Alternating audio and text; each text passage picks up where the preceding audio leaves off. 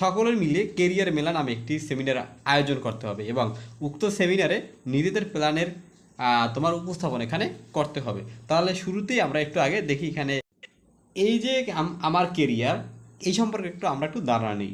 দেখো এখানে বলছে যে আমরা অনেক ধরনের পেশার পরিচয় পেয়েছি, এবার নিজের জন্য পেশা নির্বাচনের পালা। আগামীর জন্য যা কিছু আমরা প্রত্যাশা করি না কেন সেখানে পৌঁছানোর পথটা কিন্তু অন্য কেউ তৈরি করে দিবে না।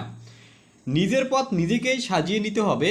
পৃথিবী, পরিবেশ, পরিস্থিতি এবং পরিবার এসব কিছুকেই বিবেচনায় রেখে আমাদের কেরিয়ার গড়ে তোলার পথ পাড়ি জমাতে হবে। আমরা জানি আগামীর পেশাগুলোতেও শুধু প্রযুক্তিগত দক্ষতার সমৃদ্ধি বা কৃত্রিম সমাজ নয়, সহমর্মী ও মানবিক সমাজ গড়ার অঙ্গীকারও থাকতে হবে সবার। সেই সাথে আমাদের